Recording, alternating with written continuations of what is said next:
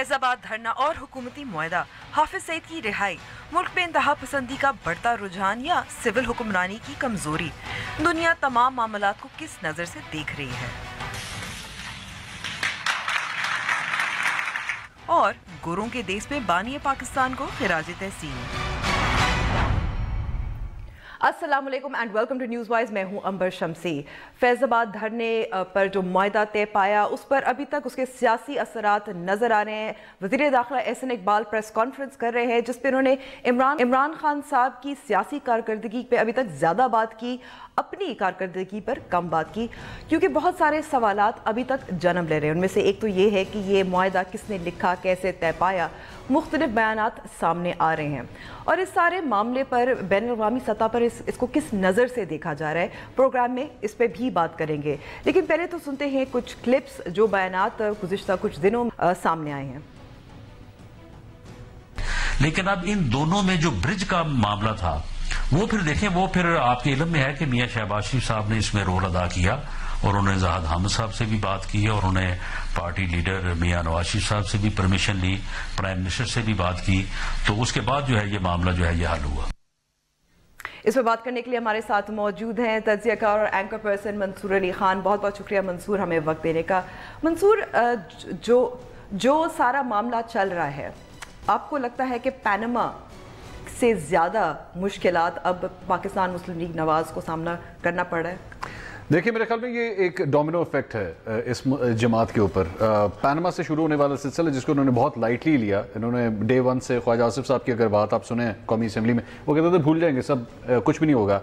और इनके आखिरी वक्त तक लॉयर्स, सुप्रीम कोर्ट आप भी जाती थी, मैं भी जाया करता था, हम देखते थे वहाँ पे जाके, जब आप वकला से साइड पे जाके बात करते थे तो कहते थे एवरीथिंग इज ऑल राइट, कुछ भी नहीं होगा, सब कुछ ठीक है। इन्होंने बहुत लाइटली लिया, दे वर नॉट एक्सपेक्टिंग। मेरी प्राइम मिनिस्टर हाउस में मुझे आज भी याद है कि नवाज शरीफ साहब से आखिरी रात बात हुई थी उनकी एक बड़े करीबी जराए से, तो उन्होंने कहा था जी कल फैसला हमारे हक में आएगा, बिल्कुल बेफिक्र रहिए। ये इसका डोमिनो इफेक्ट होता जा रहा है। इस धरने को भी, फैजाबाद धरने को भी इन्होंने इसी तरह लाइटली लिया था। और इस पर मैं आपको यहाँ रोकूंगी मंसूर, क्योंकि हमारे साथ तलाल चौधरी साहब भी मौजूद हैं, minister for state for interior. बहुत बहुत शुक्रिया तलाल साहब वक्त देने का। तलाल साहब, अभी तक जिस सवाल का जवाब नहीं सामने आया कि ये मुआहदा किस तरह तय पाया, शहबाज शरीफ साहब के जो नुमाइंदे हैं या जो तर्जुमान है उनके अलग बयानात हैं, खादिम हुसैन रिजवी साहब का अलग है, उनका कहना है कि ये फ़ौज की वजह से था। तो इसको जैसे डॉक्यूमेंट ऑफ सरेंडर बहुत सारे तज्ज़ियाकार कह रहे हैं, ये किसने लिखा? बहुत शुक्रिया जी। सबसे पहले मैं आपसे गुजारिश ये करना चाहता हूँ कि मेरा ख्याल है कि तकरीबन लोगों को पता चल चुका है कि ये कैसे लिखा गया, किसके कौन किस ने इंटरवीन किया, और उसके बाद यकीनन बहुत सारे साहिबान के जो हैं वो दोनों तरफ से और साइन जो हैं वो भी मुआहदे पर मौजूद हैं।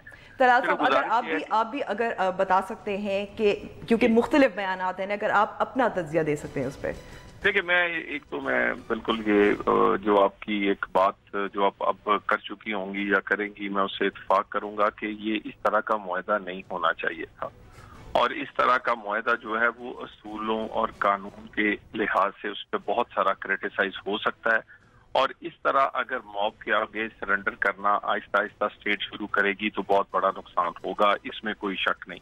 मगर इसमें जरा देखने वाली चीज ये है कि इसमें कुछ ऐसे फैक्टर्स हैं जिसकी वजह से इस मुआहदा किया गया और जल्दी में किया गया। उसमें रबीउल अव्वल में हर गली मोहल्ले में निकलने वाला जो जुलूस है, और उसके साथ साथ पाकिस्तान के सबसे बड़ा जो एथनिक एक ग्रुप या एथनिक तौर पर जो आप समझ सकते हैं जिस मसलक से ताल्लुक रखने वाले ज्यादातर पाकिस्तानी जो कि तकरीबन तादाद में कुछ 60% के करीब हैं, उनके जज्बात, और उसके बाद फिर जो ऑपरेशन हो के बाद की सूरत हाल जिसमें कुछ हलाकतें भी हुई, सो पाकिस्तान में फौरी तौर पर अमन के लिए इस तरह की बात और इस तरह का मुआहदा जो है वो बिल्कुल किया गया। और मैं इस बात के लिए जरूर किया गया होगा तलाल साहब, लेकिन आप ये भी तो देखें कि इस वक्त जो एक और सवाल जो पैदा हो रहा है कि सिविलियन सुप्रीमेसी कहाँ है? देखिए, मैं तो इससे पहले कि आप ये सवाल करती, मैंने पहले ही कह दिया था कि जमहूरी इदारे कहाँ हैं?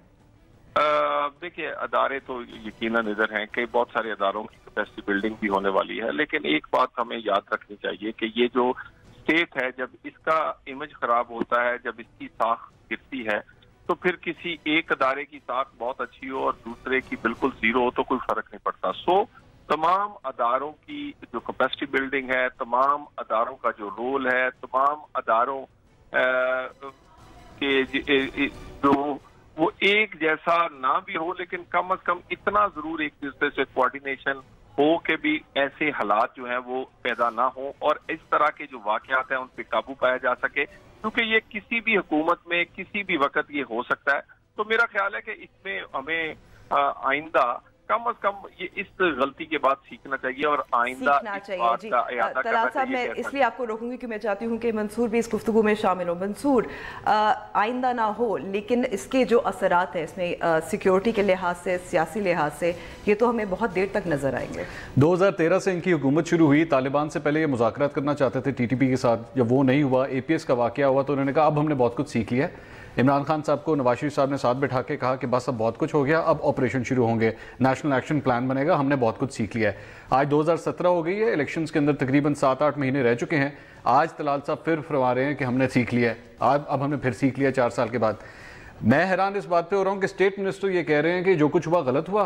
फेडरल मिनिस्टर अभी परसों एक इंटरव्यू दे के हटे हैं और उन्होंने कहा, उनसे सवाल किया गया किसकी जीत थी, ये तहरीक लब्बैक की थी या ये गवर्नमेंट की जीत थी? उन्होंने कहा दोनों की जीत थी, दोनों जीत भी गए हैं और ये फरमा रहे हैं कि अफसोस भी हुआ। तो मुझे समझ नहीं आई कि रिजल्ट के ऊपर हमने खुशियां मनानी है या अफसोस करना है।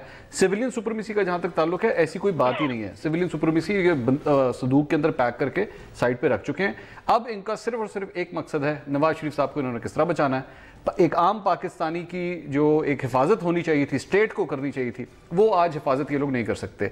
आज के बाद मेरी तलाल साहब से रिक्वेस्ट है, जितने चोर, डाकू, कातिल जो इस वक्त जेलों के अंदर बंद हैं, बराए मेहरबानी उनके साथ भी जाइए, उनके साथ भी मुज़ाकरात करें, उनके साथ भी एक कॉन्ट्रैक्ट कर लीजिए ताकि उन्हें भी बाहर निकालें। उन बेचारों का क्या कसूर है फिर? तलाल साहब, रिस्पॉन्स। देखिए, एक तो मैं थोड़ा सा, मुझे अगर आप टाइम देंगे कि हमने क्या सीखा और हमने क्या किया। जी बताइए। मेरा ख्याल है हम सारे पाकिस्तान में मौजूद थे पिछले 10-12 साल। आज दहशतगर्दी में कमी हुई या ज्यादती हुई, ये हुकूमत ने किया ना। ये काम बंद कर देना चाहिए हमें कि बुरी चीजें हुकूमत ने की और अच्छी कोई ऐसी गैर महसूस या जो नजर ना आने वाली चीज है वो करती है। गुजारिश ये है कि यही कराची था जहां पर कभी अमन नहीं हुआ था, वही रेंजर्स हैं, वही इंटेलिजेंस एजेंसीज हैं, वही हुकूमत है, लेकिन नवाज शरीफ की तब्दीली थी। इसी तरह की ये दहशतगर्दी है जो पिछले कोई 15 साल से चल रही है, लेकिन यहाँ पर अमन आया है कंपैरेटिवली पिछले सालों से। उसके बाद यही इकोनॉमी है जो दुनिया क्या कह रही थी, आज उसमें ठीक है बेशुमार तनकीद हो सकती, लेकिन बेहतरी आई है। उसके बाद CPEC जो है वो बनता नजर आ रहा है। तो सारी दुनिया ने पाकिस्तान के अमन के हवाले से, इकोनॉमी के हवाले से, बाकी हवालों से तारीफ करते हैं। लेकिन गुजारिश ये है कि सिविल सुप्रीमेसी जो है वो अदारों का क्या रोल है, काइंडली कभी हम उस पर भी बात करें ना कि कौन सा अदारा कितना इसमें रोल प्ले कर रहा है और कौन सा अदारा रोल प्ले नहीं कर रहा। तलाल साहब, इस वक्त मैं आपके सामने 2 सवाल रखूंगी। एक तो ये कि जो कामयाबी जो आपने गिनवाई वो अपनी जगह, लेकिन ये एक ऐसा मुआहदा है जो नेशनल एक्शन प्लान की भी नफी करता है, इन कामयाबों को भी रिवर्स करता है। और दूसरा फिर आपसे सवाल ये है कि अगर फौज को, मिसाल के तौर पर अगर आप फौज की तरफ इशारा कर रहे हैं, तो फौज को भी तो आप ही की हुकूमत ने बुलाया था ताकि मामला जो है वो से निपटा जाए। देखिए, एक तो बिल्कुल फौज जो है वो हमारा अदारा है और फौज को गाहे बगाहे बहुत सारी चीजों को बुलाया जाता है। अभी लंदन में पिछले दिनों सिर्फ एक चाकू अटैक हुए, वो उस पे वो फौज वहां भी गलियों में फिर रही थी। थोड़े दिन पहले फ्लोरिडा में, अमेरिका में एक बहुत बड़ा तूफान आया है, वहां भी फौज जो है वो रेस्क्यू कर रही थी। तो दुनिया भर में फौज काम करती है और यहाँ भी हमारी फौज जब हुकूमत बुलाती है तो काम करती है। सो ये कोई अचंभे की बात नहीं और ये सिर्फ पाकिस्तान में नहीं होता। और उसकी बात दूसरी गुजारिश ये है कि हमने सिविल सुप्रीमेसी की ये जो हमें कामे पे सजा दी गई है, ये किस बात की दी गई है? इसी बात की कि नवाज शरीफ जो है वो सिविल सुप्रीमेसी पे कॉम्प्रोमाइज नहीं करता। वजीर आजम इस मुल्क को चाहिए, लेकिन चाहिए दर्जा चहारम का वजीर आजम, जो वजीर आजम तो हो लेकिन कर कुछ ना सके। हमने तो करके दिखाया है भाई, हमने खड़े होके दिखाया इस पाकिस्तान के लिए।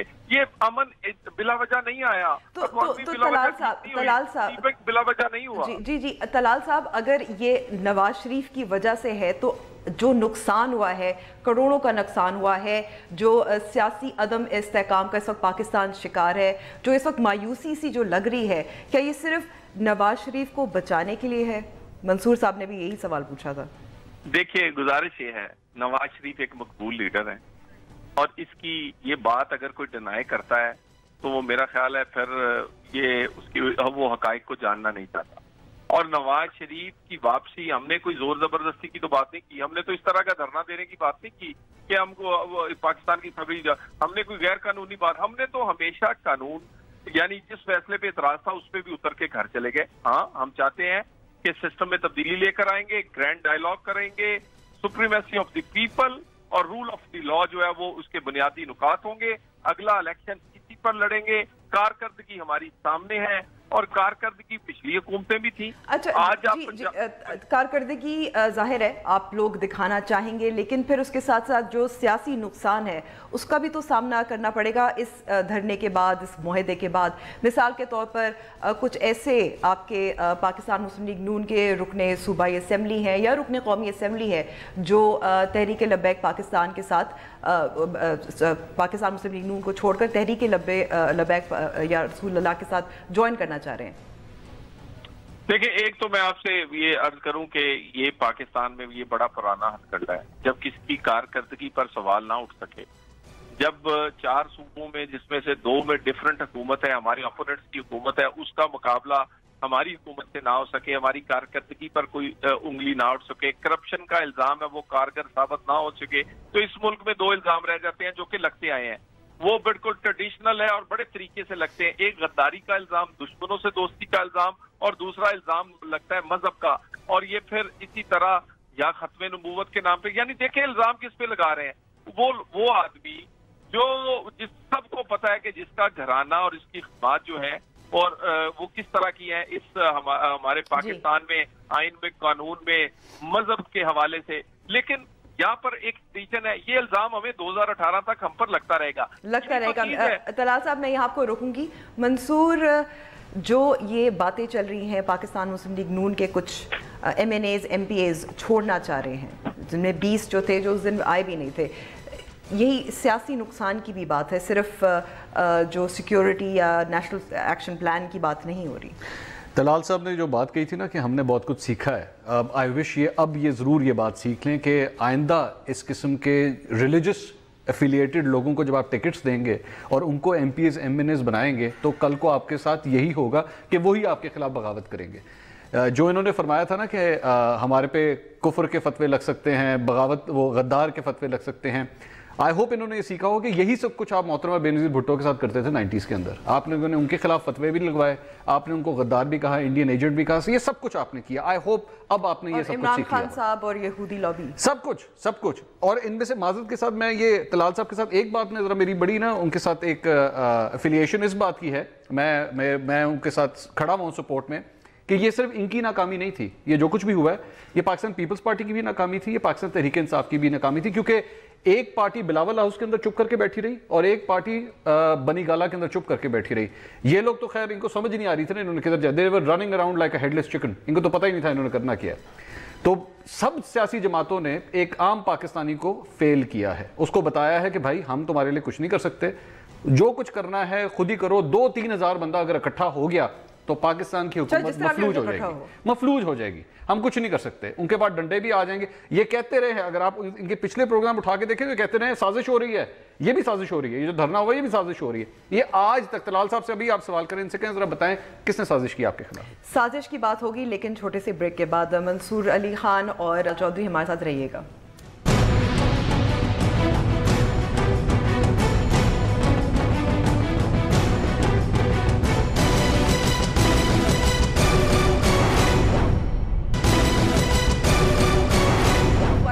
پھر خوش آمدید. طلال صاحب، بریک سے پہلے منصور نے ایک سوال پوچھا تھا، کیونکہ آپ بہت بار کہتے رہے ہیں کہ سازش ہے، سازشیں ہوتی رہی ہیں، تو اب یہ جو فیض آباد والا دھرنا تھا یہ کس کی سازش تھی؟ دیکھیں، میں ایک تو آپ سے عنبر کہوں کہ یہاں پر جو آپ ہوتے ہیں اس کو آپ کو پھر کاٹنا پڑتا ہے اور بڑی دیر کاٹنا پڑتا ہے. یہ دو ایسی آمریت تھی جس میں ہم نے دہشت گردی کی احتجاجی نام نہاد، گول مول الفاظ میں ہی بتا دیں.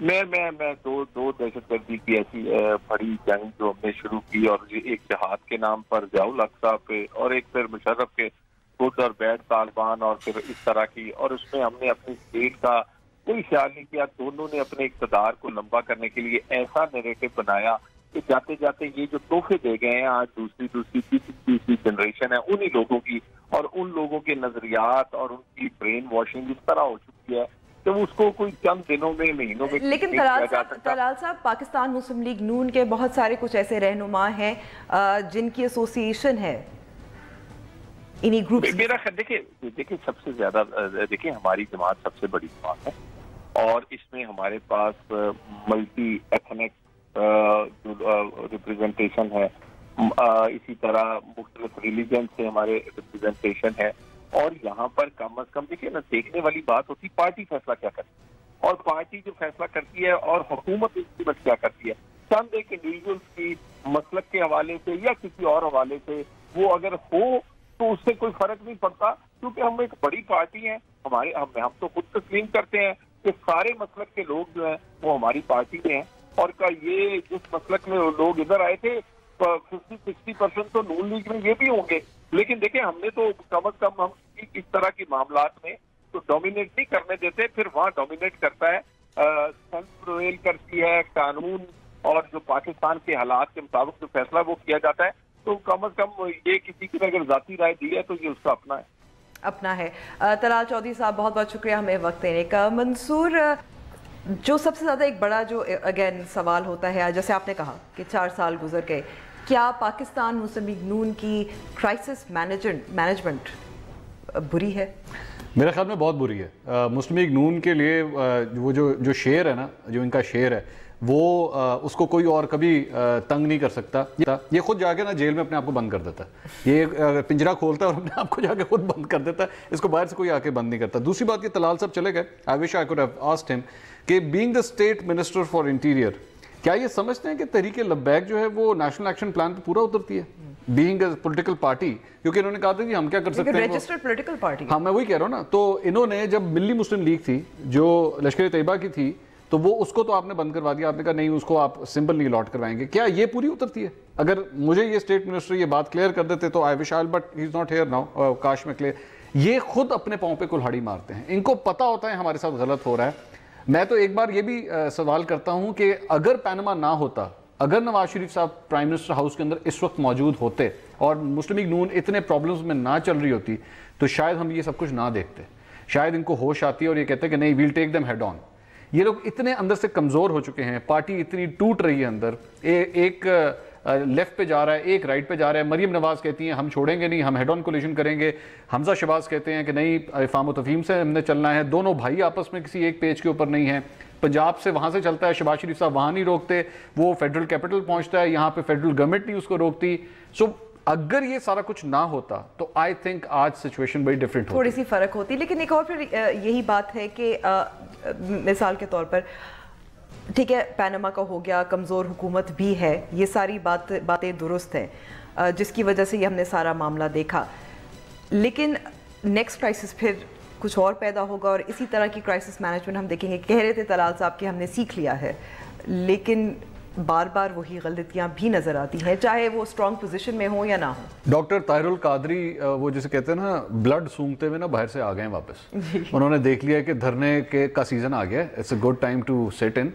ماڈل ٹاؤن رپورٹ کے حوالے سے کوئی ڈیولپمنٹ نہیں ہو رہی، ابھی تو وہ معاملہ عدالت میں چل رہا ہے. وہ اب آہستہ آہستہ اس سلسلے کو اب وہ گرم کریں گے. عدالت میں وہ چلتا رہے، لیکن ڈاکٹر طاہر القادری نے جو شو وہ ایکسپیرینسڈ ہیں، وہ یہ میرے خیال میں تیسرا دھرنا اب کریں گے. اگر وہ پیپلز پارٹی کا تھا، پھر دوسرا انہوں نے خان صاحب کے ساتھ لگایا، تیسرا جو ہے وہ اب خود، اور اب اس بار وہ عمران خان صاحب سے ہیلپ بھی نہیں مانگیں گے اس سلسلے میں، کیونکہ عمران خان صاحب کو بھی پتا اور ان کو بھی پتا ہے کہ میرے پاس مسل ہے، میں خود یہ کر سکتا ہوں. اور ان کو یہ نظر آ گیا کہ حکومت اس وقت گھٹنوں پہ موجود ہے، میں آ کے ایک اچھا شو یہاں کریٹ کر سکتا ہوں. مشرف صاحب بھی اس وقت دیکھ رہے ہیں کہ کچھ نہ کچھ ہو رہا ہے پاکستان کے اندر. وہ مجھے انٹرویو انہوں نے دیا تھا، انہوں نے کہا جنوری کا ارادہ ہے واپسی کا، ان کی کچھ ٹھیک ہے. تو اب آپ ڈاکٹر طاہر القادری کی ایک ایکٹیویٹی دیکھیں گے، اور صرف ڈاکٹر طاہر القادری نہیں، عمران خان صاحب بھی آگے چل کے کچھ نہ کچھ کریں گے، بٹ ابھی اتنی جلدی نہیں کریں گے، لیکن آگے چل کے وہ بھی کوئی نہ کوئی پلان کریں گے. بلڈ انہوں نے سونگ لیا ہے، وہ دیکھ لیا ہے، دے سی این اوپننگ ناؤ، اور اب آپ دھرنوں کے سیزن میں، الیکشنز کے سیزن میں آپ انٹر ہو چکے ہیں. لیکن مسئلہ یہ ہے کہ نقصان تو پاکستان کو ہے نا، کہ اگر یہ سب، چاہے اس میں اپوزیشن، آپ نے پہلے بھی ذکر کیا تھا، اپوزیشن کا بھی کردار وہ بھی تنقید کے قابل ہے، کیونکہ اس وقت معاملے ہمیں نہیں معلوم الیکشنز کب ہوں گے، ابھی ہمیں نہیں معلوم. الیکشن کمیشن آف پاکستان کو بھی نہیں معلوم کہ الیکشنز کب ہوں گے. سب سے امپورٹنٹ بات یہ آج ہی بلکہ آپ کے اخبار کے اندر یہ خبر بھی آئی ہوئی تھی کہ کل ہم نے اپنے پروگرام میں بات کی جی ای سی پی کو خود نہیں پتا ابھی تک اس بات کا. تو یہ ہے ہمارے یہاں سچویشن. میں صرف ایک سوال کرتا ہوں کہ وہ تمام پولیس کے آفیسرز, وہ تمام عام اہلکار جن کو یہاں پہ ڈنڈے پڑے, جن کو زخم آئے, جو ہاسپٹلز میں گئے, جن پہ تشدد کیا گیا, گورنمنٹ آف پاکستان ان کو جا کے کیا جواب دے رہی ہے کہ بھائی آپ نے جو مار کھائی, آپ نے جو کچھ بھی کیا, وی آر ویری سوری, ہمارے ہاتھ بندھے میں, آپ بےرماری فرما کے اپنی ڈیوٹیوں پہ واپس جائیے, کیونکہ ہم جنہوں نے آپ کو مارا تھا, جنہوں نے میٹرو اسٹیشن جا کے توڑا تھا, جنہوں نے ساری پولیس کی گاڑیاں جلائیں تھیں, ہم کچھ نہیں کر سکے ان کے خلاف. مہربانی فرما کے جاب کنٹینیو کریں. کیا موٹیویشن رہ گئی ہے؟ کیا نیکسٹ ٹائم وہ کبھی جا کے لاٹھی چلائیں گے؟ اور اب آپ یہ بھی دیکھیں کہ گھٹنے ٹیکنے کا جو اب نتیجہ سامنے آ رہا ہے, چیرنگ کراس میں بھی ایک دھرنا ایک اور جو ہے وہ لاہور میں بھی چل رہا ہے ڈاکٹر اشرف جلالی کا. میں وہی آپ سے عرض کر رہا ہوں نا کہ یہ سلسلہ وہاں بھی استعفے کا مطالبہ. جی بالکل وہاں پہ. اور اس کے بعد زعیم قادری صاحب جو گئے وہاں پہ خدا کے لیے, ہمارے وہ جو پیر سیال صاحب کے پاس کہ جناب خدا کے لیے ہمارے ایم پی ایز واپس کر دیں, ہم بہت بڑی پرابلم میں پھنسیں گے, اور کمٹ کر کے آئے کہ جناب رانا ثناء اللہ صاحب آپ کے پاس آئیں گے اور آ کے آپ کو ایکسپلین کریں گے کہ میں سچا مسلمان ہوں.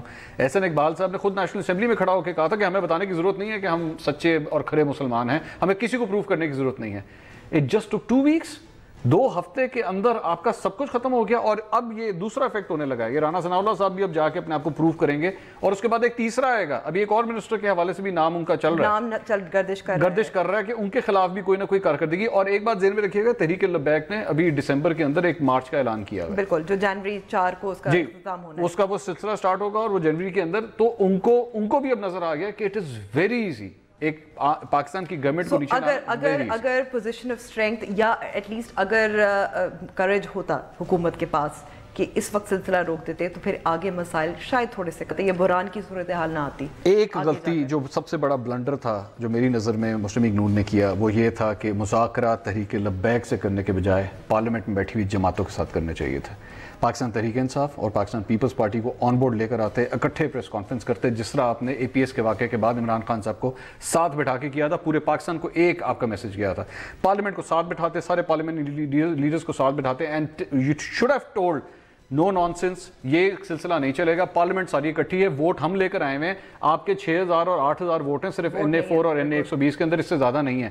ہمیں لوگوں نے ووٹ دیے ہیں, we will decide how to run this country. اور ایک متحد فرنٹ جو ہے نا وہ آنا چاہیے تھا. منصور بہت بہت شکریہ وقت دینے کا. لیتے ہیں بریک, اور بریک کے بعد فیض آباد دھرنے پہ ہی بات کریں گے, لیکن بین الاقوامی سطح پر اس کو کس نظر سے دیکھا جا رہا ہے.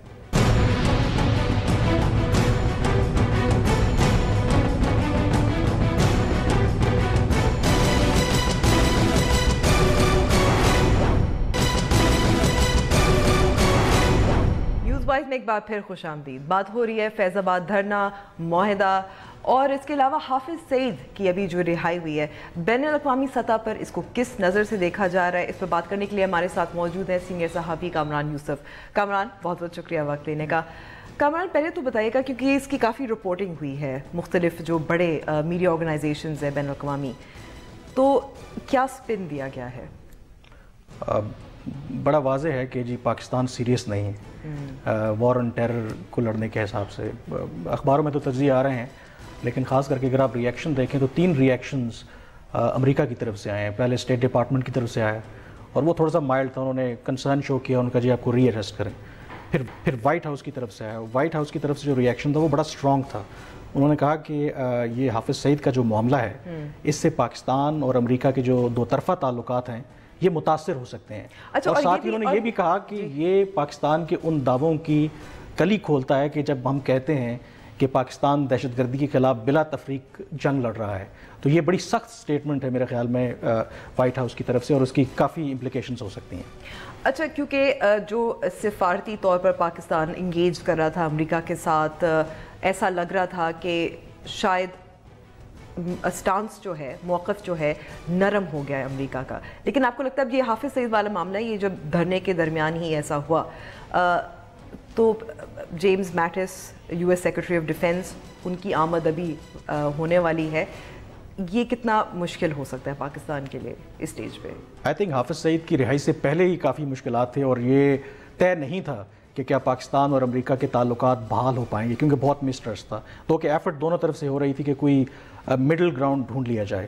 اور یہ وزٹ اس لیے بھی میرے خیال میں کافی ٹینس اور امپورٹنٹ ہوگا کہ آج ہی جو امریکہ کے کمانڈر ہیں افغانستان میں جنرل جان نکلسن، ان کا بیان سامنے آیا کہ باوجود اس کے کہ جو ٹرمپ انتظامیہ نے جو بھی پریشر پاکستان پہ اپلائی کیا ابھی تک اس کا کوئی خاطر خواہ نتیجہ نہیں نکلا.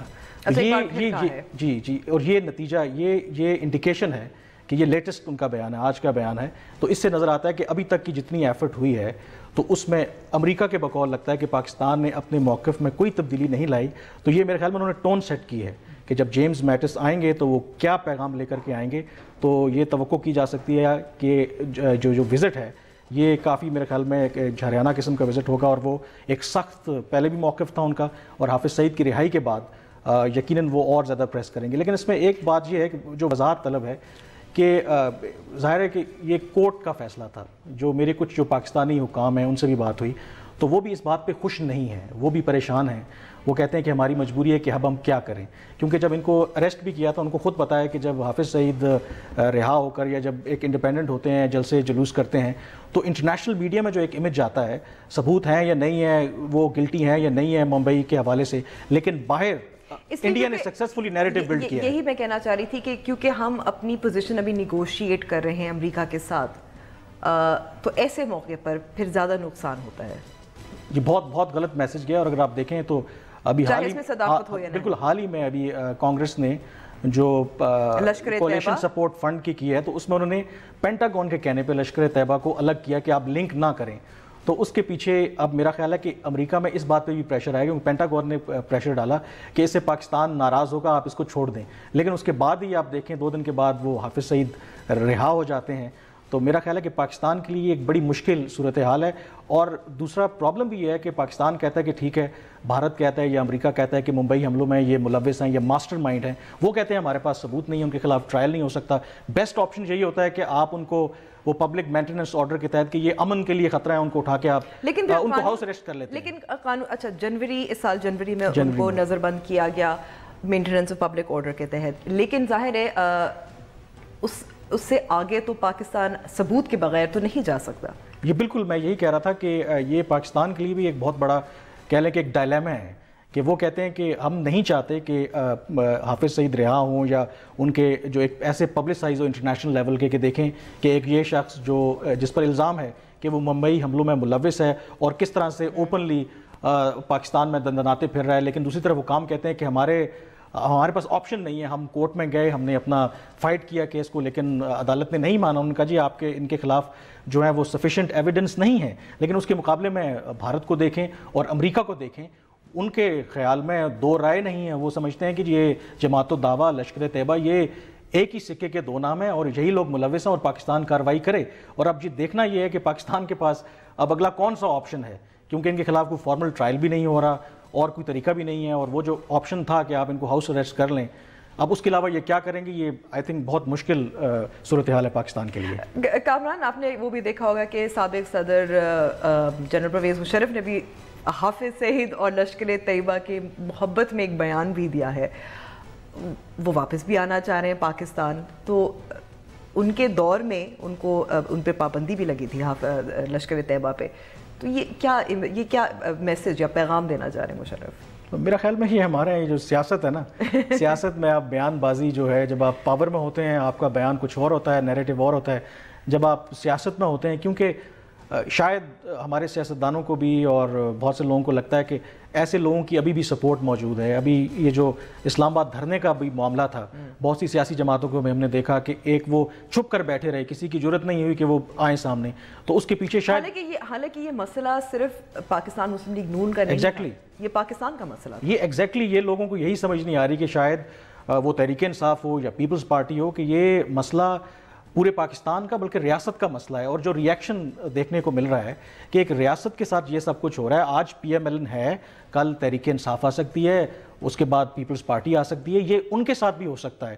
تو یہ ایک بہت ہی افسوسناک بات ہے کہ جو ہماری سیاسی جماعتیں ہیں ان کے درمیان کوئی کنسنسس نہیں ہے. کم از کم باقی ملکوں میں اگر جائیں تو آپ کو کم از کم ایک منیمم کنسنسس نظر آتا ہے کہ اس چیز کے اوپر سیاست نہیں کرنی. مطلب مجھے تو یہ لگتا ہے کہ جتنا یہ جو سرنڈر یا ڈباکل ہوا ہے, اگر تمام جماعتیں کم از کم مشترک ہو کے ایک بیان جاری کرتی ہیں کہ جو بھی ہو جائے ہم اس طرح کا معاہدہ, اس طرح کی چیز نہیں مانیں گے, تو بے شک جو مرضی ہو جاتا, لیکن ایک میسج ضرور جاتا کہ ایٹ لیسٹ جو پولیٹیکل کلاس ہے وہ اس چیز کے اوپر متفق ہے کہ پاکستان کا جو فیصلہ ہے وہ یہ چند لوگ نہیں کریں گے بلکہ پاکستان کی پوری عوام اور جو پوری عوام کو ریپرزینٹ کرتے ہیں وہ کریں گے. اچھا, ایک اور دلچسپ چیز ہے, کیونکہ ابھی احسن اقبال صاحب نے پریس کانفرنس بھی کی, اس میں بات کر رہے تھے پاکستان ترقی یافتہ تبھی ہوگا جب سیاسی استحکام ہوگا, جس میں سی پیک اور چینی سرمایہ کاری بھی شامل ہے. تو سفارتی حلقوں میں یا جو چائنیز انویسٹرز ہیں یا چائنیز ایمبیسیز ہیں, سفارت خانے, ان میں کوئی اس پہ کوئی تشویش کا اظہار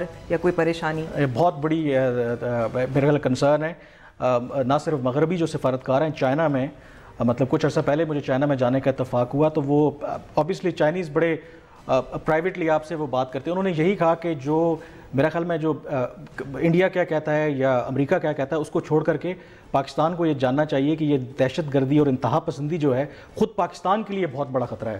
اور ایک وہاں پہ وہ پروفیسر تھے, ان کا یہ کنکلوژن تھا کہ اگر پاکستان یہ دہشت گردی کے اور انتہا پسند کے جو جن ہے اس کے بوتل کو بند کر رہے, تو پاکستان کے اندر اتنا پوٹینشیل ہے کہ وہ ایشیا کا اگلا ساؤتھ کوریا بن سکتا ہے, کہ ان کی یہ اسیسمنٹ ہے. لیکن اگر پاکستان نے نہ کیا تو اس کے بڑے خطرناک نتائج جو ہیں مرتب ہوں گے. بلکہ جب یہ دھرنا جاری تھا تو مجھے اتفاق ہوا چند ڈپلومیٹ سے ملنے کا, تو ہر کسی کے دماغ میں یہی پہلا جو کوشچن وہ مجھ سے کر رہے تھے, وہ یہ کہہ رہے تھے کہ کیا یہ دھرنا جو ہے یہ واقعی ختم نبوت کے لیے ہے یا اس کا کوئی اور ایجنڈا ہے, تو کیا اس کے پیچھے کوئی اور قوت ہے. سب سے پہلا کنسرن ان کا یہی تھا.